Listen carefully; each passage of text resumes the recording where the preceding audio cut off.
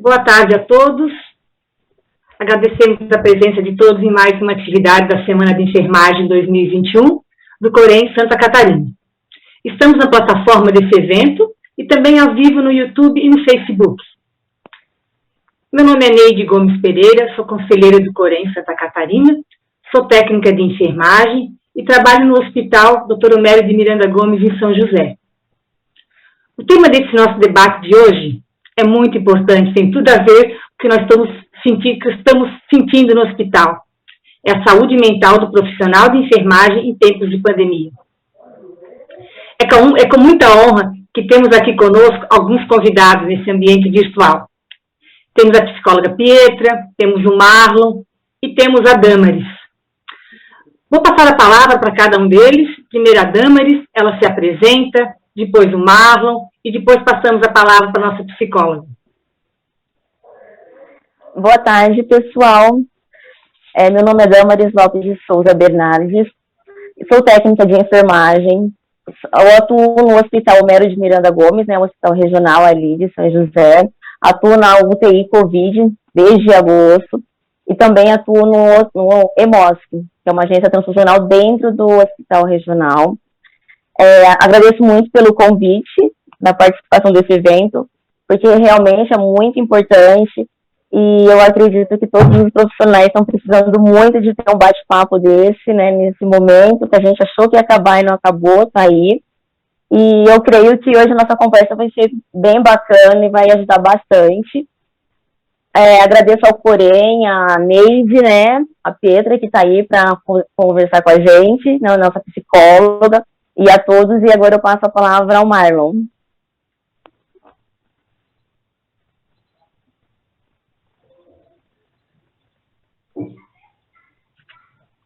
Olá, boa tarde a todos. Meu nome é Marlon, sou técnico de enfermagem do SAMU, no município de Orleans. Estou aqui hoje a convite da nossa amiga Neide para debater para conversar, fazer uma conversa sobre esse tema de saúde mental que está sendo tão relevante para os profissionais da saúde que estão lidando dia a dia com essa pandemia. Que faço minha as palavras da Damaris, que a gente achou que isso ia acabar e ela está acabando por se perpetuar, e isso está afetando muito a saúde mental dos profissionais que estão trabalhando diretamente com os pacientes COVID. Agora eu passo a palavra para a psicóloga Pietra. Boa tarde a todos. Eu gostaria de falar para vocês que eu estou muito feliz com esse convite. A minha trajetória dentro da enfermagem começou no término da minha graduação. Eu sou graduada pela Universidade do Sul de Santa Catarina. Eu tenho pós-graduação em Teoria Cognitivo-Comportamental, que é uma abordagem que ajuda as pessoas a aprenderem a pensar, sentir e se comportar. Eu sou pós-graduanda também em psicodrama, que é quando a gente dramatiza algo que tivemos ao longo da vida, algum trauma, e podemos ressignificá-lo. E eu estou fazendo mestrado em Psicologia Clínica e de Aconselhamento na Universidade Autônoma Luís de Camões, em Lisboa, Portugal. Então, eu estou muito contente com esse convite. Eu acho que a gente vai ter uma mesa redonda muito bacana, vai ser algo descontraído, leve, mas, ao mesmo tempo, muito sério, porque trata-se da saúde mental de quem cuida, de quem precisa de cuidado. Em meio à pandemia, é algo bastante relevante, visando todo o contexto global, a nível mundial. Então, a gente pode começar com a seguinte pergunta: quais dos profissionais de saúde fazem terapia? Fazer terapia é a manutenção da saúde mental, é muito importante. Mesmo antes de vocês tomarem a decisão de se tornarem profissionais de enfermagem, já trazemos dentro de nós um histórico de vida que vem de nossos pais, de nossos avós, chama-se a teoria sistêmica. E aí é bacana a gente entender que quando a gente vai cuidar de alguém, a gente precisa estar com a manutenção da nossa saúde, o equilíbrio emocional, a nossa tomada de decisões. Eu sei que vocês lidam com coisas rápidas, com recursos que se apresentam momentaneamente. Então, gostaria de ouvir um pouquinho de cada um de vocês, como que foi o início da pandemia para vocês, se pegou todo mundo de surpresa, se foi chegando de uma forma avassaladora, com download, fique em casa, né, o lockdown, fique em casa, e recurso, não sabemos nada sobre essa pandemia. Queria ouvir um pouquinho de cada um, de como é que foi essa história, para a gente já entrar na saúde mental. Vamos lá, Petra, eu vou começar então. Tá bom. Eu comecei a ver a necessidade, quer dizer, vamos começar o meu Covid, como é que foi quando eu peguei o Covid? Fui uma das primeiras que peguei Covid lá no hospital. Sim. Então, assim, a gente fica muito sem chão. Me recuperei, 22 dias em casa, me recuperei, voltei, mas o medo voltou junto comigo, eu não tinha esse medo. Então, o medo veio comigo. Então, como é que eu vou lidar com esse medo? Como é que eu vou ajudar alguém, né? Alguém que está precisando de mim, da minha ajuda, se eu estou precisando de ajuda? Então, foi nessa hora que eu pensei assim, não, eu tenho que cuidar de mim.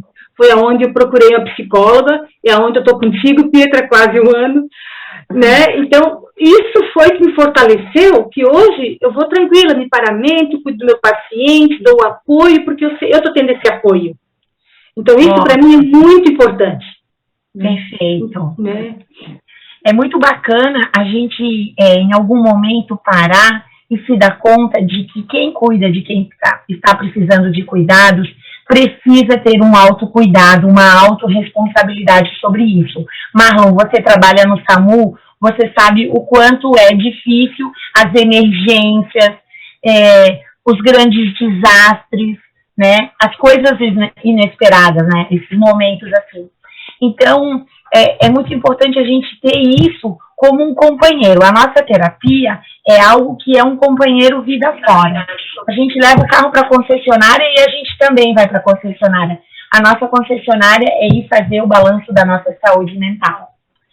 Então, vamos falar um pouquinho sobre alguns pontos importantes que eu sinalizei dentro do contexto pandêmico. Primeiro, a gente teve a demanda, o tempo que a Organização Mundial da Saúde levou para decretar como uma pandemia.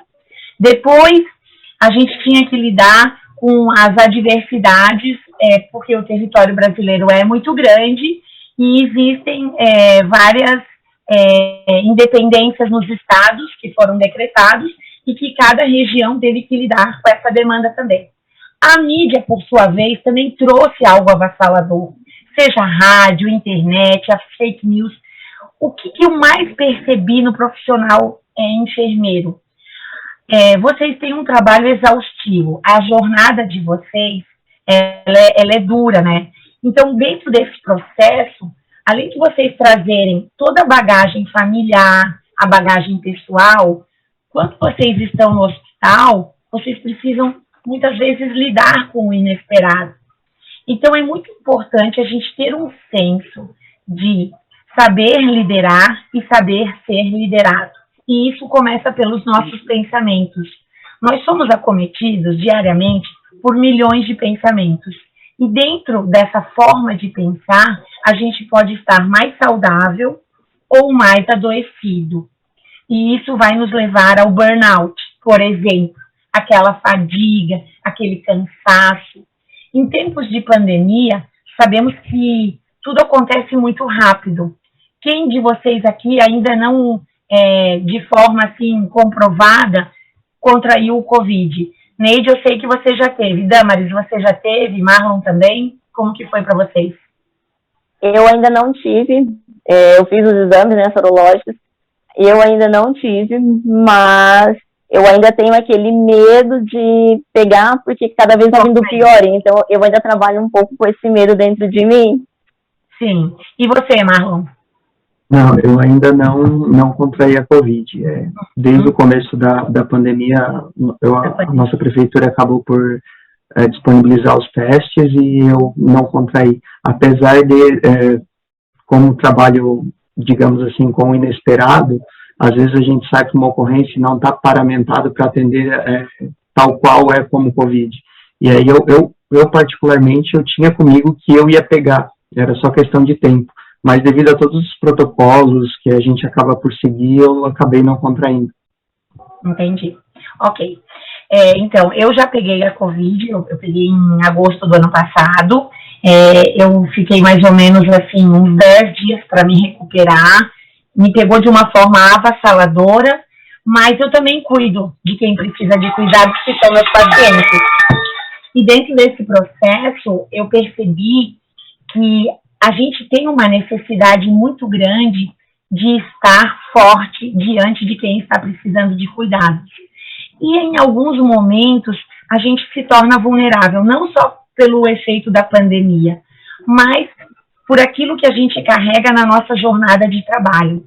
O hospital é a família de vocês, é a família da enfermagem. Vocês, dentro desse contexto, antes da pandemia, durante a pandemia e agora o que a gente espera que aconteça, né, são histórias que permeiam a nossa vida. E essas histórias trazem muito sobre resiliência.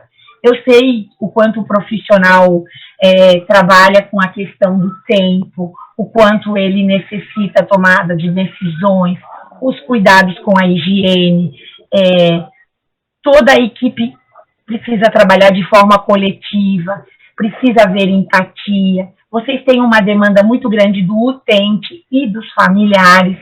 Então, como que vocês ficaram frente à Covid, já trazendo um trabalho tão lindo que vocês realizam com tanta excelência e visando a cura, não só da Covid, claro, de muitas doenças, mas num contexto da pandemia, isso se agravou. Como que foi isso para você, Neide e Damaris? Vai, Damaris. Eu deixei a palavra para você, Neide. Tô aqui pensando. Mas é porque, que antes do processo da pandemia, a gente sempre soube das demandas hospitalares a nível Brasil. Sempre houveram grandes demandas, né? Em alguns momentos um pico maior, em alguns momentos um pico menor. Eu falo da emergência, né? O Marlon sabe bastante disso.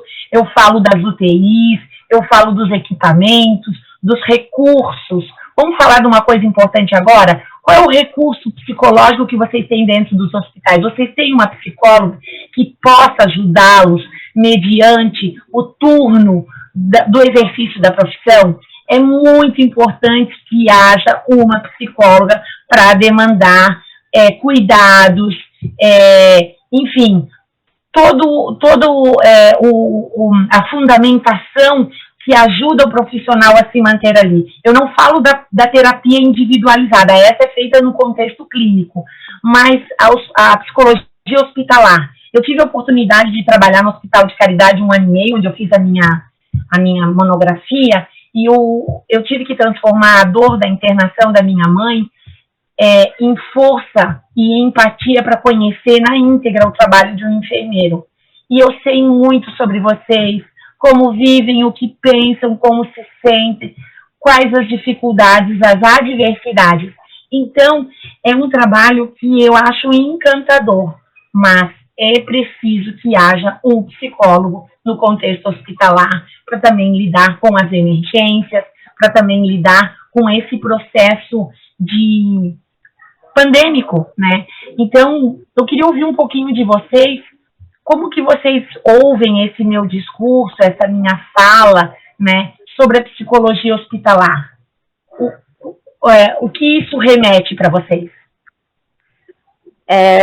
Eu acho, assim, não tenho certeza, né, que é algo super importante, porque, como você mesmo relatou, não só agora, o Marlon, né, que trabalha com SAMU, porque muitas vezes ele também vai pegar o paciente, ele não sabe que situação real é do paciente, a Neidinha, que sempre trabalhou ali no regional.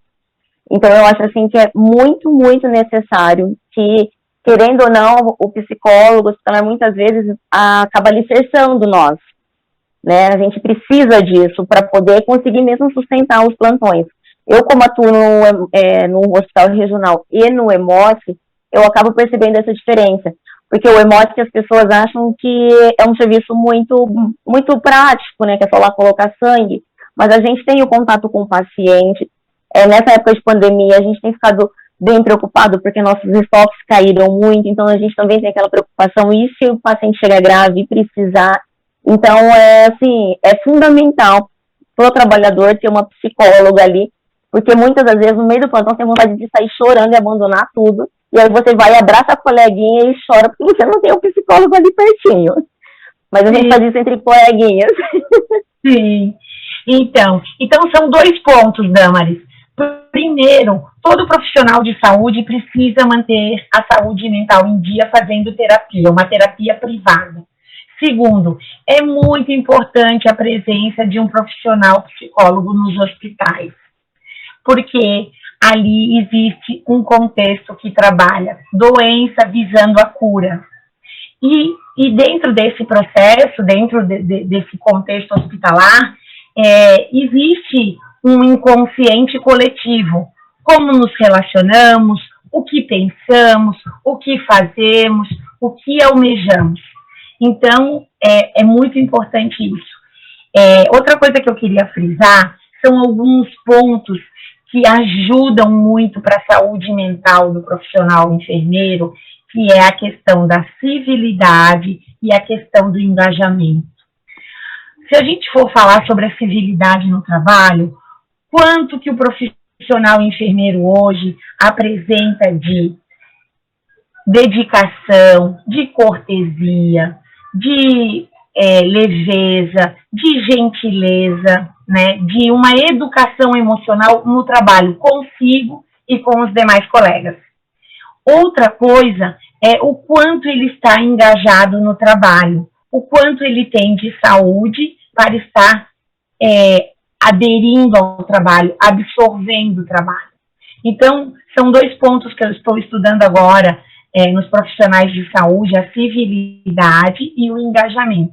Isso num contexto pandêmico, onde vocês às vezes estão com as UTIs lotadas, com escassez de talvez medicamentos, oxigênios, como tivemos o caso lá em Manaus, ou qualquer outra demanda de espaço físico, né? Ou reuniões de emergências, onde às vezes vocês são surpreendidos, isso tudo altera o nosso equilíbrio emocional. Então, a nossa tomada de decisão, ela precisa ser ponderada, ela precisa estar numa ordem crescente. E aí eu friso a importância de, sim, fazermos terapia para podermos saber lidar com essa família hospital, que é onde vocês exercem a profissão. Marlon, fala para mim um pouquinho como que é lidar com as emergências todos os dias. Trabalhar com emergência, particularmente para mim, é uma coisa que eu gosto bastante. Eu trabalhei com a Neidinha lá no regional também, foi uma época de muito crescimento para mim. Mas, se querendo ou não, o profissional hoje que trabalha na emergência, ele está entre a cruz e a espada, porque tu tem que tomar decisões certas e num tempo muito rápido. E aí, querendo ou não, se o profissional ele não está psicologicamente bem, ele não vai conseguir tomar essa decisão para poder fazer um bom atendimento aos pacientes. E aí acaba que por prejudicar não só o paciente, mas ele também, porque posteriormente, quando ele terminou o trabalho, pelo menos eu sou assim, né? Eu sempre faço um feedback de tudo que aconteceu no meu dia, e esse equilíbrio psicológico que eu não tive lá, ele vai me remeter lá na frente, porque eu vou ficar pensando que eu poderia ter feito melhor, e eu vou ficar me martirizando por isso. Então, trabalhar na emergência é bem isso, entre a cruz e a espada. Isso, olha só, Marlon, que bacana. Independente de você estar na emergência, a Neide e a Damaris estarem na frente do Covid, nas UTIs ou no IMOSC, a gente tem algumas premissas básicas para dar conta da nossa saúde mental. A gente tem que ter cuidado corporal, né? Um cuidado físico, caminhadas, sono regular, ingestão de água, né? O tanto que a gente ingere de água durante o dia, leituras, desintoxicação. A caminhada é uma desintoxicação do trabalho. caminhar sem celular durante 1 hora por dia é tirar todo o trabalho que ficou nas 12 horas do plantão de vocês. E dentro desse processo, você está movimentando o seu corpo, você está oxigenando o seu cérebro, está oxigenando a sua mente e você desopila todo o trabalho que ficou inserido. Do contrário, qualquer desgaste que haja com um paciente, com um familiar, com um colega de trabalho, ele vai permear nos seus pensamentos. É como se isso ficasse de forma ruminativa. E justamente a caminhada, ela traz isso, essa desintoxicação. Então, o profissional, todas as pessoas precisam, mas estar dentro de um hospital, sem o acompanhamento já de um psicólogo, como a Damaris falou, que é o alicerce para os momentos mais difíceis, você busca recursos físicos fora do hospital. E esses recursos são os autocuidados que nós temos com nós mesmos. Neide, conta para mim como que é chegar depois de 12 horas de plantão e fazer uma bela caminhada. É ótimo. É ótimo. Mas no mesmo dia, Pietra, no mesmo dia a gente não consegue. Não consegue. Eu fiz hoje de manhã. Hoje de manhã, muito bom. Ok. Mas como que é você tirar o momento de relaxamento, a entrega, você se desintoxicar da sua carga de trabalho, da sua carga laboral? Sim. Não, é muito bom. A gente fica mais, como é que eu vou te dizer a palavra? Mais leve. Mais leve, isso. Uhum. É muito importante. As pessoas às vezes dizem, meus pacientes dizem muito assim para mim, mas Petra, você me pedir para caminhar, é que eu sou psicóloga cognitivo-comportamental, então eu trabalho muito com o cérebro. E tudo que a gente precisa é de muita serotonina, ocitocina, né? A gente precisa disso para ter uma energia saudável, positiva. Ao longo do dia, no exercício da profissão, o enfermeiro lida também com a questão do luto, a perda. Como que é para vocês? Marlon, você está na linha de frente das emergências. Damaris e Neide já devem ter passado pelo histórico de luto, de perda de pacientes. Como que vocês fazem esse processo do luto?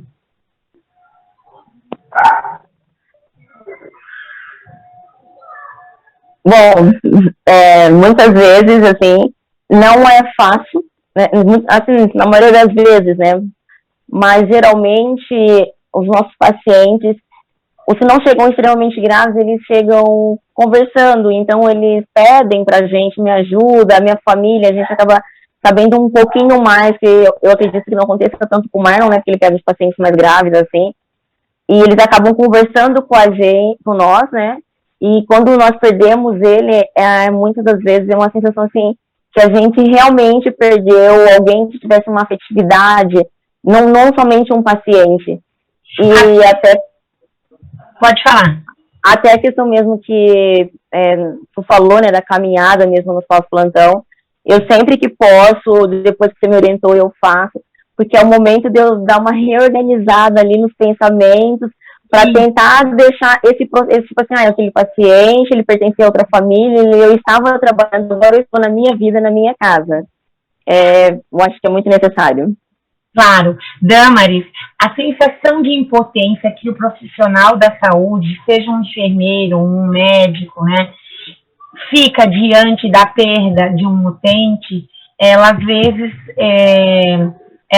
ela causa uma tristeza avassaladora, mas é preciso entender que todo o amor, que toda a dedicação, que todo o empenho que é possível realizar, vocês fizeram. Existe a parte que diz respeito ao paciente também, e essa parte é algo inalcançável pelo profissional. É a mesma coisa na psicologia. Eu tenho meus pacientes, eles chegam lá com transtornos, eles chegam lá com patologias, com adoecimento, mas existe um limite entre quem precisa ser ajudado e quem está ajudando. E esse limítrofe é muito tênue. Então, é preciso que vocês entendam que até um certo momento, vocês precisam ajudar e estão dando o melhor de vocês. a outra parte é com o utente. Porque senão vocês carregam um fardo muito grande. E dentro desse fardo, a gente é como se perdesse uma parte de nós. Porque eu sei o quanto isso é difícil. Você concorda, Marlon? Você que lida com emergência, com pessoas que talvez às vezes te olhem nos olhos e diga, me salva, eu sou pai de família, eu tenho uma família para cuidar. Eu ouvi muitos relatos do Corpo de Bombeiros, que eles diziam que estavam tirando as pessoas das ferragens, e o que mais marcava eles era o último olhar da pessoa antes dela acabar falecendo, né? Eu queria que você contasse um pouquinho para nós sobre isso, Marlon. Sim, eu concordo totalmente, porque isso, querendo ou não, isso já está incrustado na gente numa construção social, né? Porque se a gente for pensar quando alguém vai para o hospital ou quando alguém chama o SAMU ou o bombeiro, é porque ele não está bem. E aí a nossa cultura é uma cultura de ir para o hospital para sair bem, né? Ou entrar dentro de uma ambulância para chegar no hospital e melhorar. E esse intermeio muitas vezes não é possível, porque a gente o paciente já não tem mais, digamos assim, condições de sobreviver, mas por essa cultura ela tá na gente, a gente acaba por ficar deprimido ou angustiado, como a Damaris muito bem falou, e essa questão de como tu falaste do paciente olhar para ti com aquele olhar, é uma sensação muito ruim, muito triste, porque tu tá vendo que a vida está se esvaindo na tua mão e tu não pode fazer mais nada.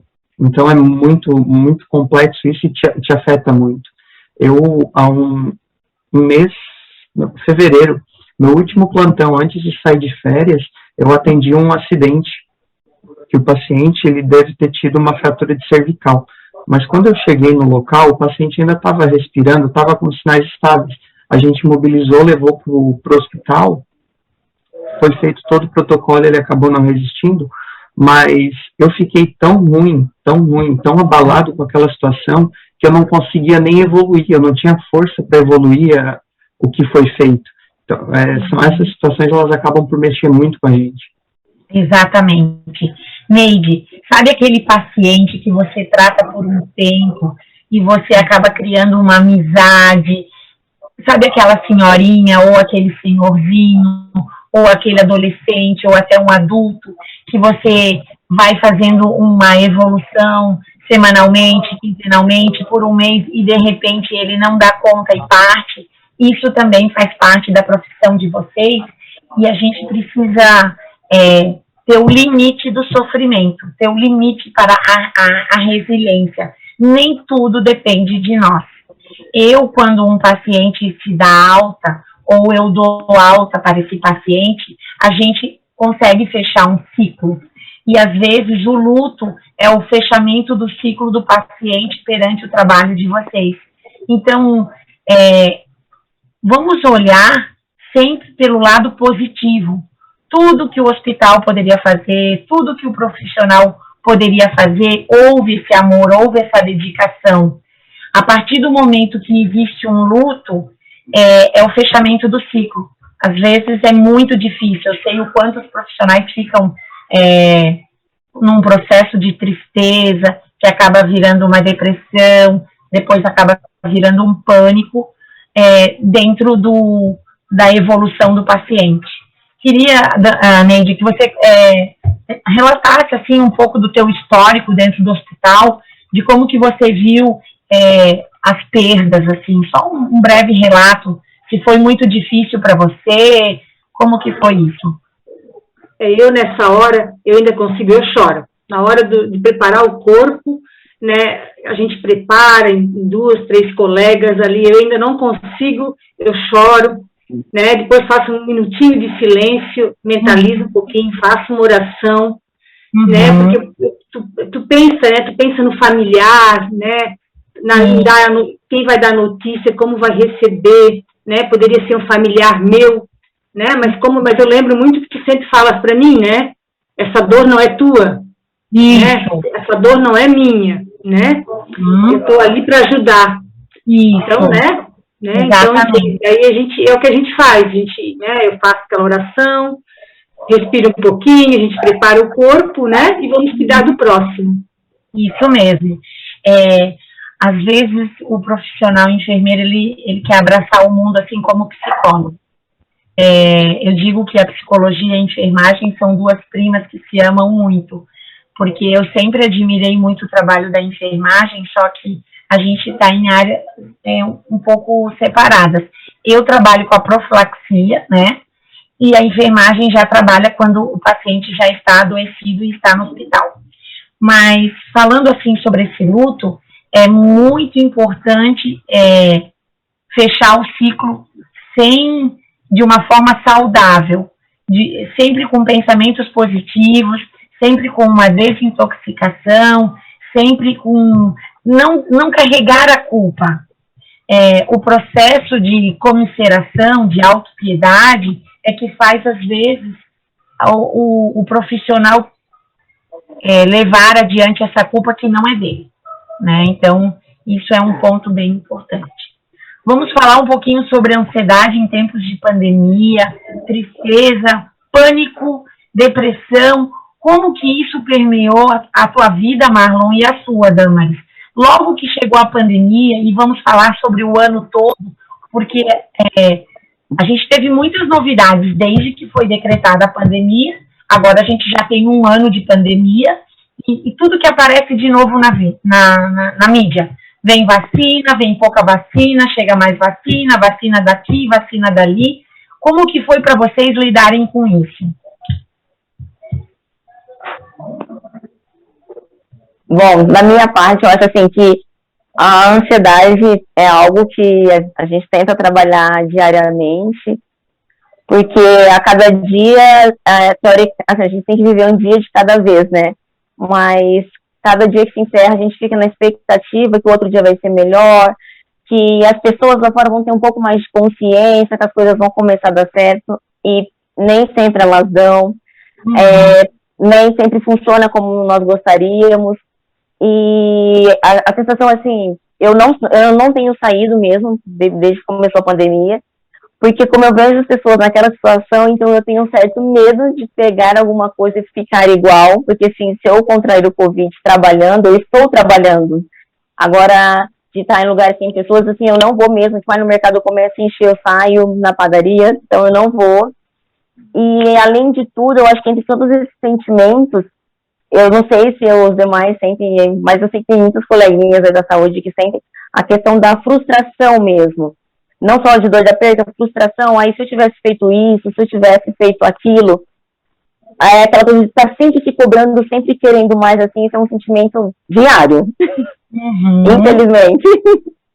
Esse sentimento é um sentimento, assim, de querer ter sempre a excelência, de querer ter sempre o controle de tudo, de dar conta de tudo, de abraçar, é isso? Exatamente. Assim, se eu assumir é porque eu vou resolver, vai dar certo, não tem como terminar assim, tem que dar certo. E a gente sabe, como tu disse, não depende só da gente. Não depende só de vários fatores, né? O fator da saúde pública, o fator político, o fator econômico, o fator do hospital, às vezes o colega de trabalho que interage dentro daquele momento, daquele dia que você está vivendo isso. Então, tomada de decisões coletivas são muito importantes. No setor de vocês, né, de vocês são em quantas? Somos em total, na emergência Covid, somos em 20 total, enfermeiros e técnicos, mais ou menos, 20, 25, né, Damaris? Mais ou menos, né? Mais ou menos isso. Então, é um grupo grande. Isso. Cada um pensa de um jeito, cada um tem uma forma de se autocontrolar e de controlar a situação, cada um tem um nível de resiliência, cada um tem uma percepção. Então, o universo ímpar e singular de cada um, ele faz a união de todos. Então, quando vocês se revezam, quando vocês terminam uma jornada de trabalho e o outro assume como que vocês estão entregando esse trabalho? Não só a questão da higiene, do prontuário, da medicação, mas que tipo de ambiente vocês estão deixando? Um ambiente mais leve, um ambiente mais pesado, um ambiente mais triste, um ambiente mais, sabe? A forma como a gente faz uma entrega ao longo do dia para trabalhar, ela diz muito de nós. Então, a gente acorda de manhã, toma um bom café e se prepara para ir para o trabalho. E a gente sempre vai com muito prazer para esse trabalho. Mas, às vezes, o nosso utente não teve uma boa noite. E quem ficou sabendo disso foi o colega anterior, do plantão anterior. Às vezes, um familiar está passando por um estresse muito grande. E quando ele vem para pegar o boletim médico, ele também está em sofrimento. Então, é muito importante a gente aprender a lidar também com as dores, as dificuldades do outro. A empatia é o grande movimento que veio com essa pandemia. As pessoas precisam ter um amor incondicional uns aos outros. A forma como a gente olha para o outro, a forma como a gente se relaciona com o outro é o momento mais sublime da nossa entrega no trabalho. Então, eu te compreendo, Damaris, essa questão da gente querer controlar, querer salvar, querer dar conta, querer mostrar o nosso melhor. Só que, às vezes, a gente tem um limite. Quando a gente não dá conta, a gente acaba padecendo. Como foi o caso do Marlon. O Marlon estava com uma emergência e não conseguia evoluir. Marlon, eu te compreendo. Eu recebi, faz mais ou menos 15 dias, vou compartilhar com vocês essa experiência. Eu recebi uma notícia do falecimento de um familiar meu. E eu tinha mais 2 pacientes para atender. Eu tive que guardar minha dor no bolso, né? E tive que atendê-los porque eu não tinha como cancelar. Eles estavam em sofrimento profundo. E aí, o que eu fiz? Eu transformei a minha dor em força. E naquele momento eu procurei dar o meu melhor porque eu dava conta. Porque se eu não tivesse dado conta, eu ia me desculpar e ia viver o luto que eu precisava. Mas dentro do hospital, as emergências, as tomadas de decisões, as relações com os colegas, elas às vezes são muito inusitadas. E de alguma forma a gente precisa decidir rápido. Então, façam caminhada. A caminhada ajuda demais a gente a manter a tranquilidade, a serenidade e ter o autocontrole do nosso corpo físico e do nosso corpo mental. Isso é muito importante. Vamos falar de pânico. Vocês pegaram casos de suicídio durante a pandemia, de pânico? Pegaram muitos perfis, assim, jovens embriagados que acabaram no contexto pandêmico fugindo para as drogas e fazendo verdadeiros estragos nessas aglomerações, nessas festas clandestinas. Eu gostaria de ouvir um pouquinho sobre isso. No hospital regional nós pegamos não somente casos de jovens que se embriagaram, que utilizaram drogas mesmo, casos de pessoas que descobriram que estavam com o Covid e por medo de morrer eles se suicidaram. Então, e a família chegar ali e falar, olha, aconteceu isso porque ele descobriu que ele estava com Covid, pelo medo da morte a pessoa vai e antecipou a situação. Sem sequer fazer o tratamento, sem sequer tomar a medicação, o pânico na população. Exatamente. Sim.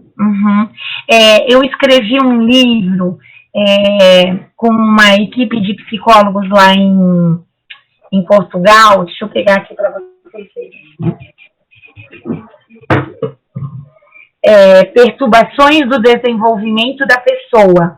Eu escrevi com mais 17 psicólogos e o capítulo do meu livro, vocês vão ter oportunidade de conhecer, ele fala sobre quando o comportamento suicida é a única saída encontrada durante o sofrimento.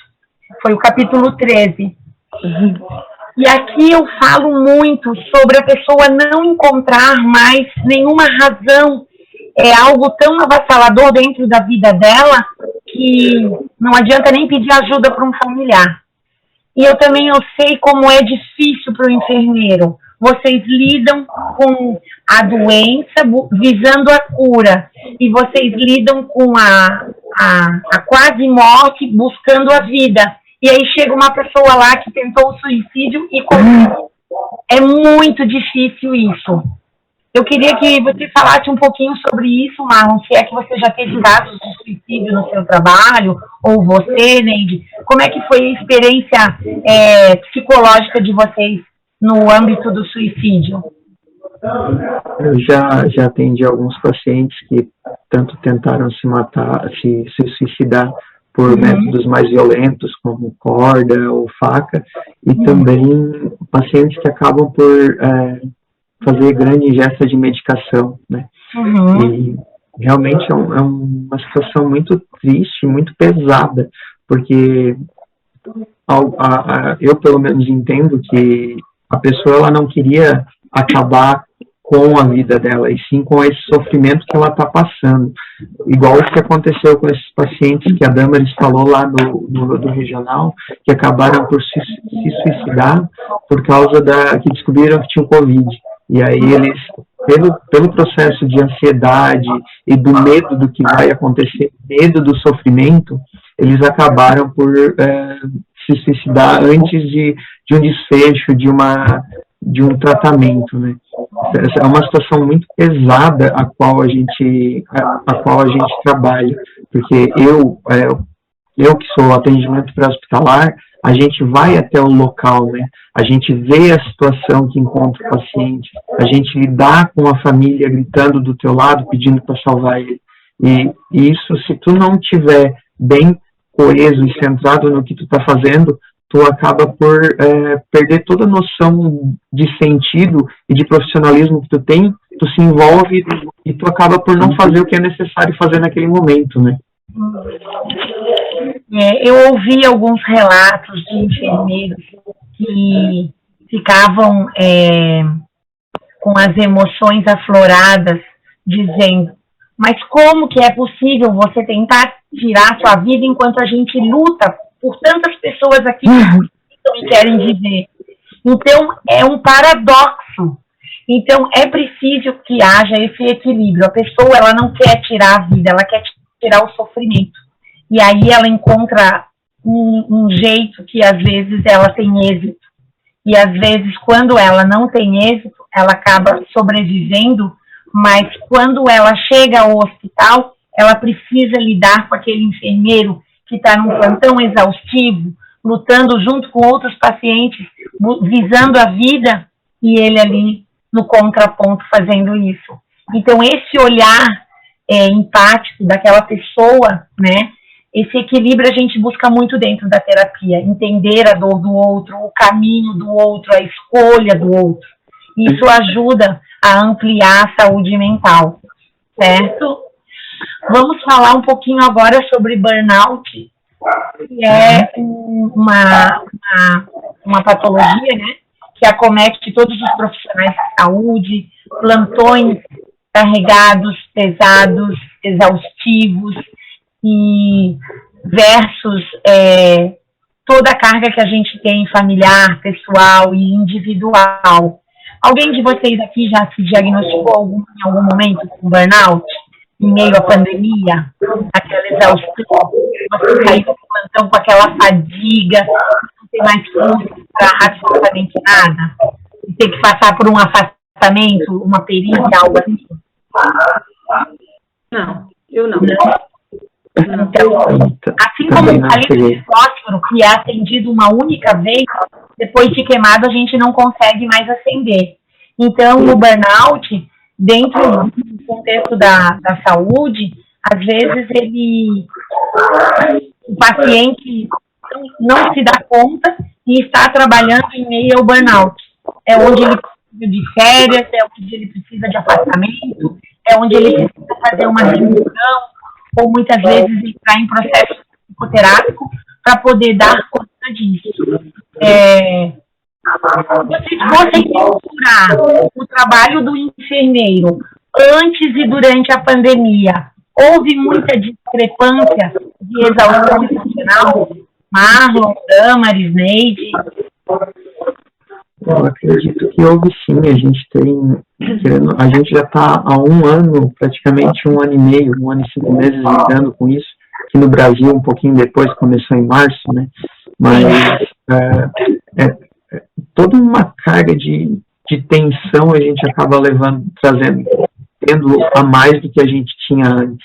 Tanto pela questão de paramentação, dessas situações de perder paciente, de não ter, de estar faltando, principalmente, faltando recursos humanos para lidar com isso. Aí a gente acaba por tentar abraçar o mundo, tentar fazer tudo que está ao nosso alcance, e a gente acaba por se cansar psicologicamente muito mais fácil. Sim. Essa tensão que vocês vivem diariamente, tem até algumas frases que circulam pela mídia. Enquanto você não perder um parente, um amigo, uma pessoa próxima, você não vai dar o devido valor. E aí a gente começa a sentir isso de mais próximo, um paciente, um vizinho. Essa tensão é algo que a resiliência vai nos conduzir. A forma como a gente lida com a perda, e não o fato em si, mas é o sentimento que nos é acometido. Então, é muito importante entendermos, como a Damaris falou ali, ela pontuou muito bem, a gente não dá conta de tudo.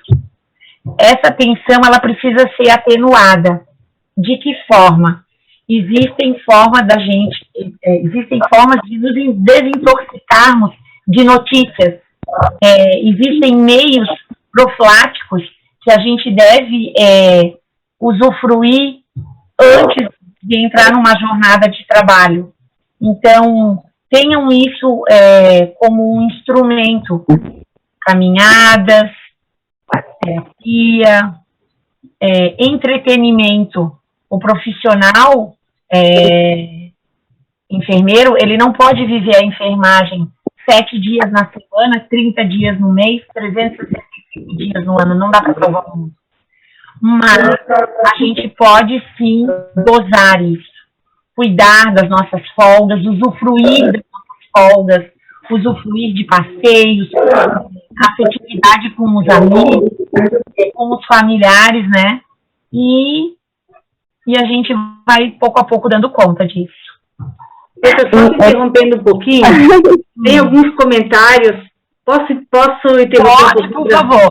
Temos alguns comentários nas redes e uma pergunta para te responder. Pode ser? Posso falar agora e agora? Vamos lá. Tem um comentário no YouTube, da Manu. Os profissionais fazem um trabalho excelente cuidando do próximo, porém eles também precisam de cuidados.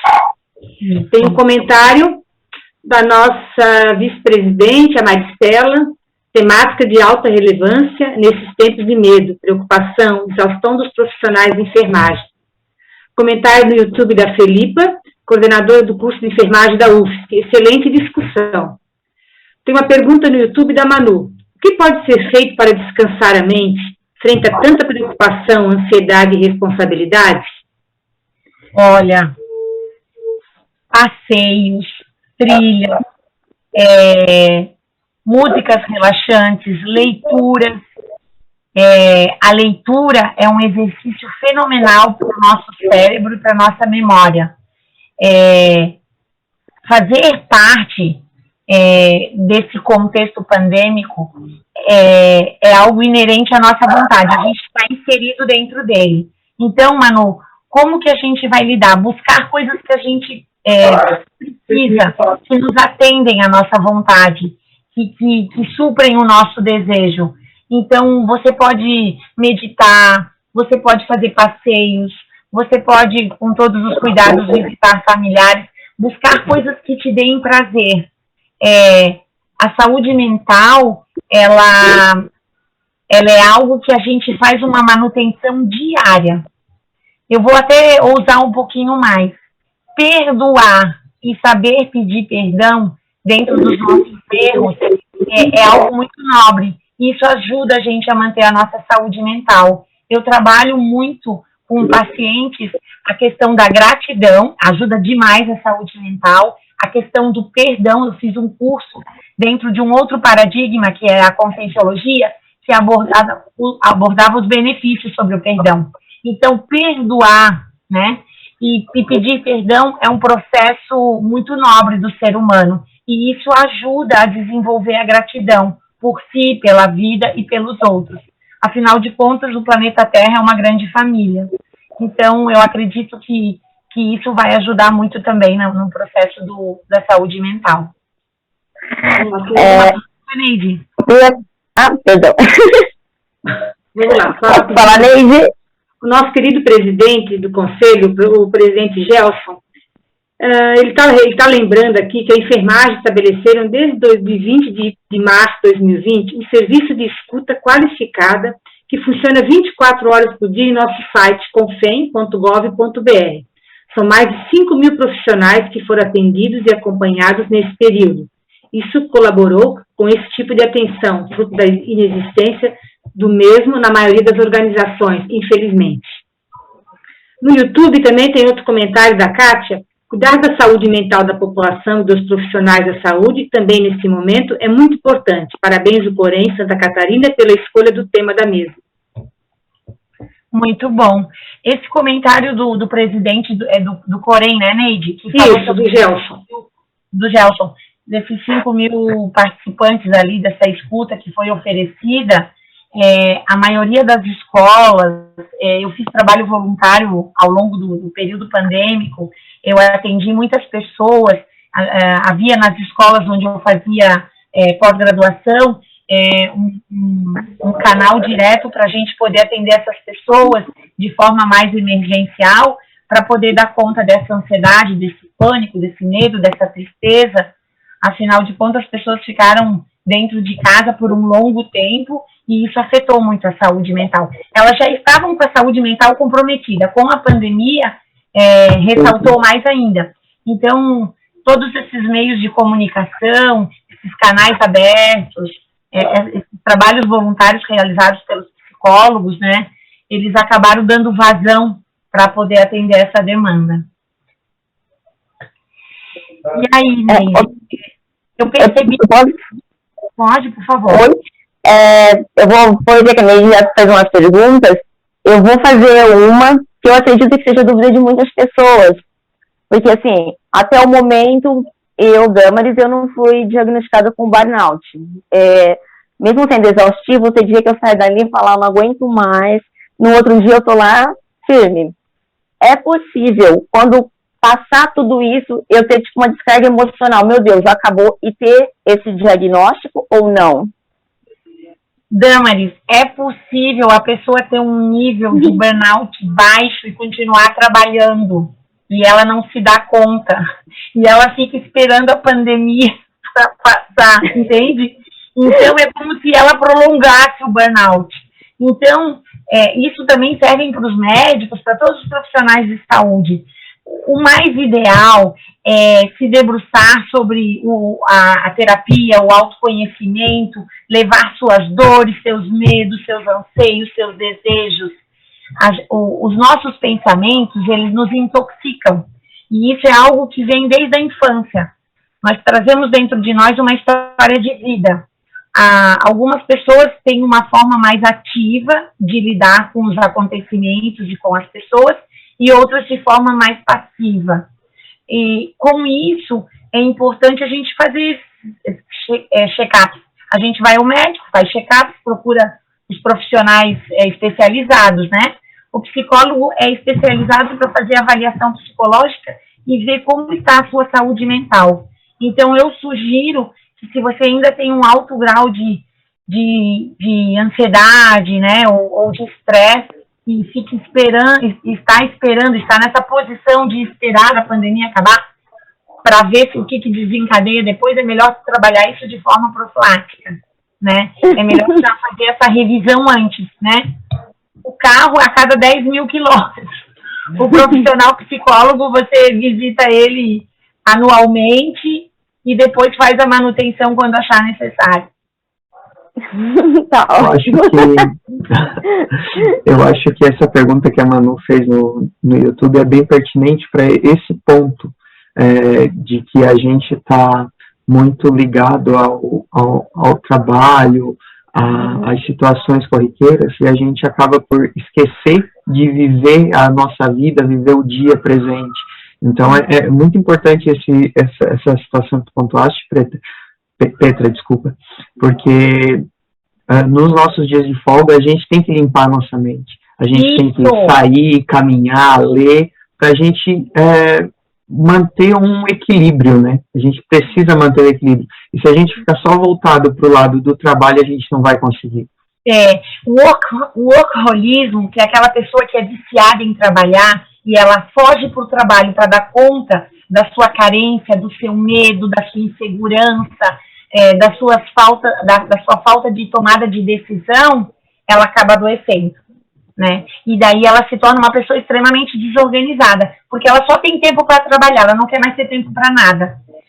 Aproveitem as folgas, façam coisas prazerosas, dentro das possibilidades, entrem em contato com a natureza, façam trilhas, visitem jardins, provoquem momentos de inovação. O ser humano, de acordo com o Moreno, que é a abordagem psicodramatista, ele nasce criativo e muito espontâneo. E ao longo da vida ele é podado dessa espontaneidade, dessa criatividade. Então, busquem, nas horas de folga, se reinventar. Olhem para a criança que um dia vocês foram, busquem dentro de si recursos de perdoar, de pedir perdão, de exercer a gratidão, de ter o autocuidado com o corpo, de ter a autorresponsabilidade. Um pilar também muito importante que ajuda na saúde mental é o pilar da espiritualidade. Cada pessoa traz dentro de si um aprendizado sobre a espiritualidade. E como a Neide comentou, quando você perde um paciente, né, Neide? Aqueles momentos finais difíceis, onde 2 ou 3 profissionais estão preparando um corpo e vocês fazem um silêncio, fazem uma oração, é a forma que cada um encontra para lidar com o ciclo, né, o fechamento. Não somos eternos, estamos todos numa caminhada evolutiva. E cada um dentro da sua área, e cada um dentro da sua família, aprende uma forma de lidar com isso. Então, o pilar da espiritualidade é muito importante também dentro desse contexto. Aliás, o pilar da espiritualidade, ele trouxe um aprendizado muito grande a nível global para essa pandemia, né?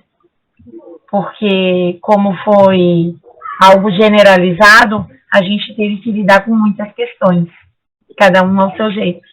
Assim como a doença a doença provocou em alguns uma forma mais agressiva, em outros uma forma mais suave. A pandemia trouxe esse significado para cada um de nós.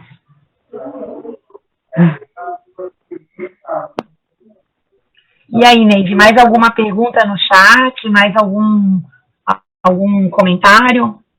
Não, foram aqueles mesmos. Então tá. E aí, Marlon, você tem alguma curiosidade sobre a psicologia hospitalar ou sobre a saúde mental, Damaris, Neide? Vocês têm algum questionamento sobre como que é lidar dentro do contexto pandêmico com a emoção, com a calma, com a tranquilidade, com os comandos que a gente precisa se permitir exercer, né? Eu sempre falo que o primeiro pensamento do dia vai reger o dia todo. E o último pensamento da noite, ele vai reger a sua noite de descanso. Então, como que tem sido para vocês, assim, ao longo dessa pandemia, o primeiro pensamento e o último pensamento?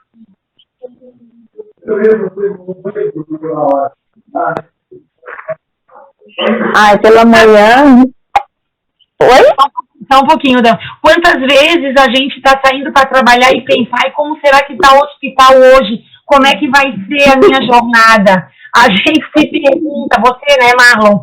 Como é que vai ser, como serão as emergências hoje? Né? Que tipo de ocorrência eu vou ter? Será que vai ser algo tranquilo ou se vai ser algo mais agitado? Exatamente. A gente fica pensando, acorda pensando como que vai ser o plantão hoje, né? O que que a gente vai encerrar?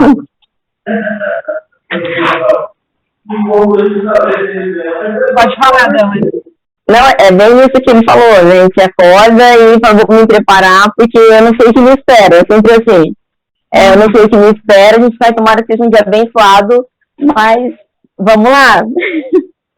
Vamos ver o que tem para hoje, né? Cartem vinho. O que tem para hoje a gente vai em frente. Mas a criatividade e a espontaneidade do ser humano, que é algo que nós trazemos desde a nossa infância, ela permite a gente enfrentar um plantão com mais leveza, ela permite a gente lidar com as questões de adversidades, né? Todos nós temos uma forma de enfrentar as mazelas diárias da vida. A forma como a gente vai enfrentar elas é que vai fazer a gente estar mais estabilizado ou não. Então, fazer uma profilaxia antes de sair de casa, por exemplo, a gente vai dormir e toma um bom banho para relaxar, né? A gente também tem que ter um momento de relaxamento, um bom café da manhã, um bom dia para as pessoas que nos circulam. Vocês chegam nos hospitais e vocês vivem entre colegas, entre as refeições, né? Vocês têm esses encontros. Então, de forma muito agradável, é possível tornar o dia, a jornada mais tranquila, né? Não tem aquela necessidade de você já ir carregado já com suas demandas do dia anterior. O dia anterior já passou e o dia seguinte está por vir. Então, viver o agora é muito importante. O ser humano trabalha a depressão vivendo preso ao passado, ao que aconteceu no plantão anterior. O ser humano, ele vive ansioso como que vai ser o amanhã. Mas e aquele paciente? E eu vou dar conta? E ele vai viver? E ele vai morrer? O que vai acontecer? Viver o agora com plenitude é algo que a gente constrói. A gente aprende a construir dentro do nosso comportamento. Todo o nosso pensamento gera uma emoção. Essa emoção, uma vez saudável, vai gerar um comportamento assertivo. Isso é muito bacana. Eu vou mentalizando todo dia. A caminho do hospital eu já vou pensando. Não, hoje vai ser um dia muito bom. Hoje o Covid não vai ter movimento. A UTI diminuiu os leitos. Não teve morte nenhuma. Eu sempre vou pensando assim. Mas sabe, Petra, que lá no nosso plantão, o nosso plantão é um dos mais animados, né, Dan? Ótimo. O bom humor faz parte da cura. O bom humor, a gente já vai falar sobre isso. Uma coisa que eu percebi que nessa pandemia, a gente se uniu muito. Os colegas de trabalho, nosso plantão, a gente se uniu muito, né? Antes da pandemia, eu não sabia a vida do fulano, do ciclano, a gente não sabia. E agora a gente ficou mais unido. Um conversa mais, outro fala mais. Quando um não está bem, vem falar comigo, vem falar com a Dan. Eu e a Dan lá, eles correm para nós duas. As futuras colegas de profissão. Isso, a gente percebe assim, quando tem aniversário, a gente não pode fazer, o problema é que a gente tem uma copa pequena, né, então assim, no hospital. Então a gente quer tomar café junto, todo mundo, não tem como para não deixar o plantão desfalcado, né, os locais, mas a gente tenta. A Dan vai com alguns, eu vou no primeiro horário, né, então a gente sempre faz assim, é muito legal, esses momentos que a gente está passando. É um aprendizado muito bom, muito bom. Neide, a leveza e o bom humor, para você também, Marlon e Damaris, é algo que nos ajuda que é um pilar muito forte que a gente precisa ter diariamente. A qualidade das músicas que a gente ouve, a qualidade dos filmes que a gente assiste, a qualidade da leitura, tudo isso vai ajudar que a gente se torne mais leve, que a gente tenha mais bom humor perante as coisas que a gente presencia. Então, quando a Neide fala assim, eu já vou pro plantão animada, dizendo, olha, vai estar desse jeito, pouca intercorrência, vai ser dessa forma, isso é a psicologia positiva. E a psicologia positiva dentro do trabalho é muito importante. Então, vamos mudar um pouco o contexto dos nossos pensamentos, né? O grande drama que foi vivenciado lá no início da pandemia, quando não se tinha muita certeza sobre a doença, poucos recursos sobre medicação, ausência de vacina, pesquisadores e cientistas lutando, né, para buscar todas as informações necessárias, mexeram muito com o nosso luta-fuga. Nós temos um luta-fuga aqui dentro do nosso cérebro que ou nos paralisa ou nos faz fugir. E a gente precisa aprender a lidar com mais leveza e bom humor sobre isso. Então, a minha dica é essa. Procurem buscar coisas que prezam pela autossatisfação, tenham muito cuidado com aquilo que vocês pensam, com aquilo que vocês sentem. Quando a gente volta para casa, tem uma família esperando. Quando a gente volta para casa, tem compromissos financeiros, tem um projeto de vida que ainda precisa ser realizado. A vida não é só o hospital, a vida não é só a nossa profissão. Então, vamos dar um pouco de espaço para esse ser humano que veste essa camisa, que trabalha, que se dedica, que de alguma forma está ali na linha de frente. Petra, a gente tem mais alguns comentários e mais umas perguntinhas. Vamos lá. Bom, vamos lá. Deixa eu ver. Tem mais um comentário do nosso presidente. Nosso presidente está junto com a gente aqui. Vamos lá. E ótimo. Feliz. É o Gelson, né? Gelson, parabéns a Neide, conselheiro do nosso Corém, que media essa mesa maravilhosa, com a participação da Petra, da Damaris, do Marlon. Excelentes contribuições para o manejo dessas situações que nos acompanham em todos os serviços. A Manu, Petra, está perguntando para ti, onde é que ela pode comprar esse livro que tu escrevesse? Ah, tá, ela pode adquirir comigo mesmo. Perturbações e Desenvolvimento da Pessoa. Esse livro é de autoria de 17 psicólogos que fazem um mestrado comigo lá em Portugal, e ela pode entrar em contato comigo, depois você passa o meu celular, e aí ela já adquire um exemplar comigo mesma. Tá joia. A Kátia está comentando, Petra, uma pergunta para ti. Petra, quais os sintomas que os profissionais de enfermagem podem apresentar para saber que precisam de uma ajuda especializada? Olha, independente de ser um profissional da saúde ou não, toda pessoa precisa fazer terapia. Toda pessoa carrega dentro de si uma história familiar, carrega conflitos, carrega medos, anseios, desejos, inseguranças. Então, eu vejo assim, para quem nunca fez terapia, é muito importante ir descobrir o que é a terapia. Ter pelo menos um contato com um psicólogo, ao menos uma vez na vida, para conhecer, e depois ela decide o quão importante isso é. Dependendo da demanda que ela traz, ela já vai se identificar com a abordagem, com o profissional, mas busque, não precisa ter um fator indicativo ou não. Ela pode estar em processo de profilaxia, ela pode estar num começo de desenvolver algum tipo de transtorno, ou ela já pode estar com ele e pode estar relutante. Então, sem muitas delongas assim, procure logo um profissional e veja qual é a melhor forma de atingir a plenitude, de alcançar uma paz interior, uma pacificação íntima e uma qualidade de vida, que é o que todos nós buscamos, independente de ser profissional da saúde ou de qualquer outro contexto. Tem mais um comentário aqui, Petra, da Alice, uma colega nossa do regional. Parabéns pelo tema, a todos os participantes, e uma live maravilhosa. Ah, que ótimo. Temos um tempinho ainda, Petra, para a gente aproveitar mais um pouquinho, conversar mais um pouquinho. Claro, com certeza. Eu fico muito contente com a presença do presidente, porque a responsabilidade de lidar com esse momento de pandemia, tomada de decisão, saúde mental, semana da enfermagem, Para mim é muito gratificante saber que eu tenho esse apoio, que eu tenho a presença das pessoas, comentários, perguntas.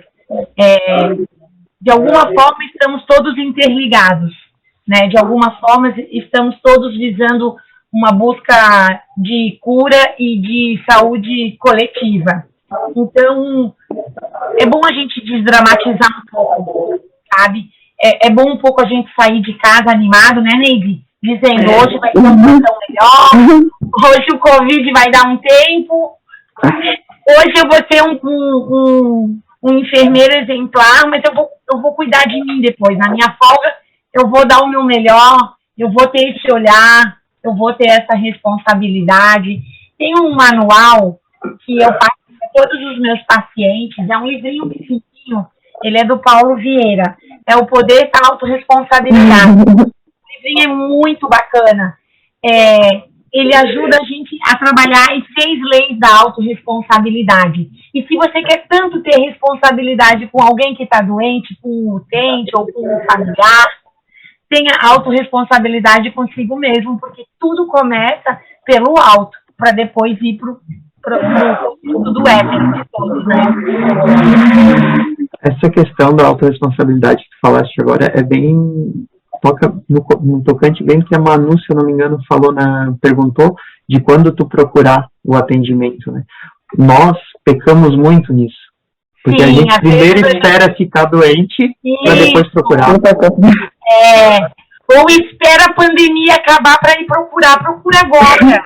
Já conhece o trabalho do profissional psicólogo, né?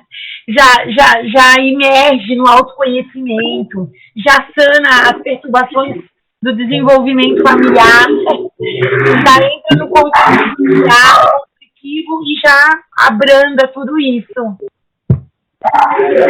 E você sabe, Pedro, assim, no EMOS nós somos um grupo menor, né? São bem menos pessoas. Atualmente a gente trabalhando em umas 7, 8 pessoas por conta dos atestados, em toda a relação ao Covid. E no começo, como todas nós fomos muito apreensivas, não sabia o que esperava, teve uma colega nossa, né, o nome dela é Marcia Rente também, assim, muito bacana. Ela falou assim, já que a gente não sabe o que espera, nós somos um grupo pequeno e a gente não teve ajuda psicológica no início, assim, todas as passagens de plantão a gente dava as mãos e a gente fazia uma oração ali, a gente rezava para que a gente tivesse força e tivesse um plantão bom e, assim, para a gente ir se conhecendo. E no decorrer dessa pandemia, muito assim, quando uma chegava chorando, que a gente percebia que era por medo da situação, a gente sempre falava muito, e a gente sempre bateu muito, não, se você não tá bem, procura um profissional. Porque assim, como poucas pessoas a gente convivia muito, então a gente já sabia que a pessoa não estava mais em condições. Então teve várias colegas assim, que a gente falou, não tá legal, procura um profissional. Que procurou o profissional, ficou bem, voltou, e assim, resolveu muito mesmo o problema. Porque nem sempre a gente consegue olhar para nós, né? Tem que ter alguém ali de fora, vai lá e procura. Então, eu acho que também é importante a gente estar na equipe e olhar para a equipe e ver o quanto que a equipe também precisa, que muitas vezes a gente fala, olha, você não tá legal, procura um profissional, não adianta você estar aqui assumindo o plantão se você não tem condições. E às vezes a gente pensa assim, tem que ter mais um no plantão porque isso não vai ficar sobrecarregado, mas o coleguinha, ele não tá bem, ele precisa sair, ele precisa dar um tempinho para ele para poder voltar bem. É verdade. Uma coisa que... Oi, pode falar, Neide. Uma coisa que eu percebo também, se tu tá de bom humor, tu desarma o colega que tá mal-humorado, tá? A gente chega para pegar tu desarma. Porque tu chega para pegar o plantão, o colega vem, te prepara, de cara amarrada, te prepara, porque não vai ser um dia bom. Porque fulano quer ir no banheiro não sei quantas vezes, eu não deixou, faz um monte de coisa. Daí eu falo assim, meu Deus. Eu falei, não, vai ser bem diferente.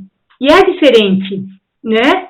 Então, e o colega, quando vê que tu tá de bom humor também, tá trabalhando do teu lado, tu sabe, né, Dan? Como é que é a coisa? E como, né? Tu desarma, se tá bem, tá cantando, conversando. Bom dia, Dona Maria, bom dia, fulano. O nome dos pacientes, que a gente chama pelo nome, como passou a noite? O colega tá lá brabo, tirando a medicação, pessoal meu, pronto. Né? Então a gente contagia. Isso que a gente percebe, né, Dan? Eu, no meu setor, que é internação, emergência, e a Dan lá na UTI, ela faz lá, né? o que eu faço ali no meu setor. Depois a gente só comenta, a gente só ri, só dando uma piscadinha uma para outra. Então, o bom humor é fundamental, Manu, para a saúde mental, a leveza. Por isso eu perguntei, de que forma vocês estão passando o plantão para o próximo colega que vai entrar, né? Vocês estão mais carregados, vocês estão cansados, todo mundo fica, mas precisa ser um cansaço prazeroso. Por isso, vamos parar e dar uma olhadinha para nossa civilidade, o quanto a gente está sendo gentil com o utente, com a família do utente, com o colega, o quanto a gente está querendo, às vezes, exagerar um pouco nas nossas emoções. Por isso, a manutenção na terapia. Vamos falar, a gente não pode encerrar essa mesa sem falar da Florence, né? Se a gente for olhar, olha como é que foi o começo da grande Florence. E ela estava em meio a uma guerra. Que recursos ela tinha para dar conta daquilo tudo? E hoje eu vejo que a pandemia foi uma guerra biológica e que cada um fez o que pôde, mas a gente sempre pode dar o nosso melhor. O processo de reclamar, vamos falar um pouquinho sobre reclamação? Repetir, clamar de querer algo. Toda vez que eu reclamo, eu quero de novo aquela situação. Então, assim como o bom humor é contagiante, a reclamação do outro é tóxica. Por isso, fazer terapia, aprender a exercer a gratidão, trocar a gratidão pela reclamação. O ser humano, desde que sai da barriguinha da mãe, ele faz 3 coisas.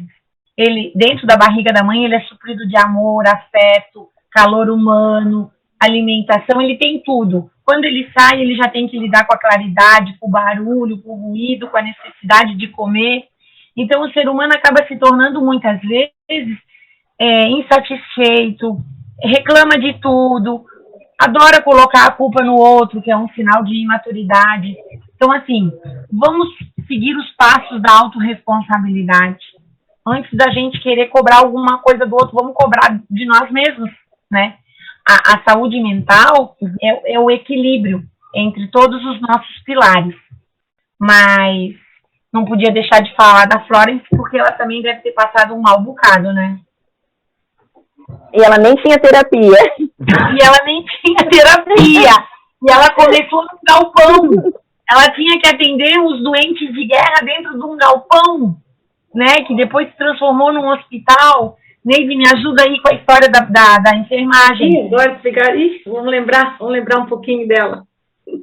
Vamos lembrar um pouquinho dela, vamos homenageá-la, né? Nessa semana da enfermagem, os recursos que ela tinha. Quais são os recursos que nós temos hoje? Hoje nós temos psicólogos, nós temos amigos, temos família. Não estamos vivendo uma guerra, mas estamos, ao mesmo tempo, vivendo uma grande guerra, né? Nós temos os EPIs, né? Que ela não tinha naquela época, né? Como? Nós temos EPIs, né? Que naquela época ela não tinha, né? Exatamente. Todas as máscaras, os aparelhos de proteção, os aventais. E ainda considerando que quando ela começou, ela tinha não só a pressão física, a psicológica mesmo, que como era muito homens da guerra, eles acreditavam que nada que ela fizesse iria dar certo. Que ela poderia fazer que não iria funcionar, que ela estava meio que perdendo, era uma perca de tempo tudo aquilo que ela estava fazendo, porque não ia funcionar. E já hoje não, a gente já tem base científica para poder agir da forma que nós estamos agindo. Muita gente já estudou e continua estudando para que a gente possa dar o nosso melhor em cima do que eles passam para nós. Exatamente. E uma coisa que ela trouxe também foi a questão de dar mais atenção a quem precisa de mais atenção, né? Isso, a proximidade do paciente com a enfermagem, né? Uhum. Muito pontual isso. Às vezes um paciente está demandando mais do que o outro e a gente está ali e vocês são polvos, que vocês têm vários braços e vocês têm que dar conta de si e de todos. Então, esse teu comentário, Marla, é muito pontual. Vai ter sempre aquele paciente que vai exigir mais de você, vai ter sempre aquele paciente demandando uma atenção e é onde a sua carga psicológica vai ser mais cobrada, né? Você vai ter que se debruçar mais sobre isso. Verdade. Ensinamentos de Forex que a gente utiliza em 2021. Cento e poucos anos lá, no dia a dia. Dia a dia. É. Dia a dia, Quando eu vou compartilhar outra coisa interessante com vocês. Eu me interessei em estudar as condições de trabalho e a saúde psíquica do enfermeiro no hospital, que foi o tema da minha monografia, para eu me formar psicóloga. Então, eu passava o dia inteiro dentro do hospital, eu observava o comportamento do enfermeiro, o trabalho dele, o amor, a dedicação, as condições que ele tinha, com o que ele tinha que lidar. Às vezes, ele tinha que lidar com aquele paciente insatisfeito, que tinha muita dor, que estava sofrendo muito e que exigia muito dele. E ele saía daquele plantão exaustivo. E aí, foram 2 momentos da minha vida.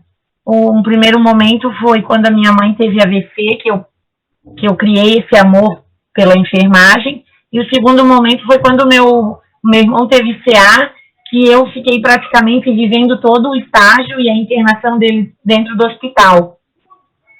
E quando eu fui entrevistar esses enfermeiros, eu percebi, eles eram praticamente ninjas, porque eles exercem, às vezes, dupla função, dupla jornada, eles têm a família, eles têm os projetos pessoais, né? Então, e o dia só tem 24 horas. Por isso eu friso a importância das caminhadas, a importância do desintoxicar, do lazer, da boa música, da espiritualidade. Isso são tudo fatores que contribuem para a saúde mental. Vamos fazer nosso encerramento? Tá quase chegando nessa hora. Mas já? Rápido, né? Rápido. Rápido, né? Tá muito boa essa conversa. Quer fazer alguma consideração, Marlon? Eu só quero te agradecer. Obrigado por aceitar esse meu convite. Né? A gente queria alguém do Orleans, né? Alguém para representar. Eu não podia só fazer indicação do regional. Não pegava bem para mim. Falei, não. Então, mas querendo ou não, eu também tenho o regional no meu coração. Eu pensei. Ele trabalhou com a gente já conhece. A Maristela, não, eu quero o Marlon, eu sou meu aluno. Falei, não, vai ser o Marlon, então. Apesar de ter sido só 2 meses e meio, mas foram 2 meses que foram muito, muito gratificantes para mim. Na verdade, Neide, né, eu que tenho que te agradecer por tu teres lembrado de mim para estar aqui participando dessa mesa aqui com esse tema tão relevante, porque se a gente não cuidar da nossa saúde mental, ninguém vai poder cuidar pela gente. E aí a gente sabe que se não tiver saúde mental, não tiver um bom planejamento e uma boa estabilidade, a gente não vai conseguir fazer nada. Então, muito obrigado, Neide, muito obrigado, Petra, muito obrigado, Damares. Foi muito bom estar aqui com vocês hoje. Damares, quero falar, te agradeço de coração, eu sabia que tu ia aceitar esse convite. Muito obrigada. Eu sou muito grata mesmo por ter me convidado, pela parceria, né, do dia a dia, assim, que a gente troca muitas experiências, pelo Marlon ter trazido as experiências dele, né, para nós, que é um contexto que vem extra-hospitalar, né, então a gente também tem que aprender um pouquinho. Pela Pietra, que sempre muito cheia, assim, de considerações, coisas que a gente precisa aprender mesmo. Puxar nossa orelha um pouquinho, né, Pietra? Sou muito grata. Sou muito grata mesmo por todos os ensinamentos. Grata ao Corém, ao nosso presidente, né, aos nossos diretores, que estão engajados em ajudar todos nós nesse momento de luta aí da enfermagem, esse momento difícil. Então, e gratidão a todos, né, que estão acompanhando a gente pelo YouTube, pelo Facebook, porque sem vocês também, né, nós não teremos tanto tempo aqui, pelas perguntas, por tudo. Gratidão a todos. Olha, eu agradeço imensamente o convite de ter participado dessa mesa redonda de uma profissão tão maravilhosa, tão importante. Agradeço os comentários, né, as considerações do presidente Gelson, E gostaria de dizer que as pessoas que estão acompanhando pelo YouTube, aqueles que pensam em se tornar enfermeiros um dia, né, ou que pensam nos cuidados que o profissional de enfermagem precisa ter, porque está cuidando de pessoas adoecidas, procurem, façam terapia, independente da profissão que tenham ou não, mais ainda aquele profissional de saúde. O psicólogo também tem psicólogo, o psicólogo também trata da saúde mental, e o órgão que a gente trabalha é o cérebro humano, os pensamentos, né, as emoções. Então, somos todos uma grande família. Todos precisamos de terapia e de saúde mental e qualidade de vida.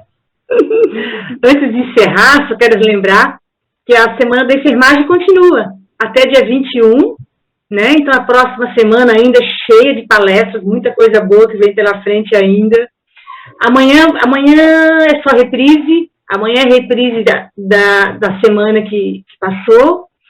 E na segunda, 17 de maio, às 9 da manhã, começa a semana, continuação da Semana da Enfermagem.